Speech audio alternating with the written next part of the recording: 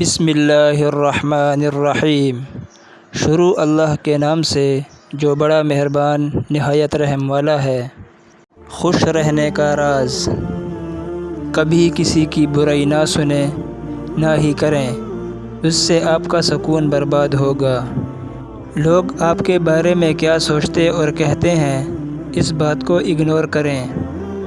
اپنی پسند اور مرضی کے مطابق ہی اپنی لائف ترتیب دیں۔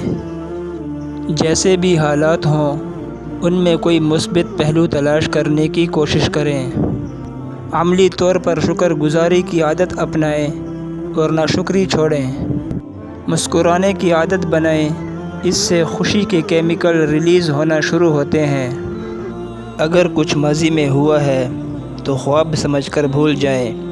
ماضی کی رسی پکڑ کے نہ بیٹھیں ورنہ بے چینی رہے گی۔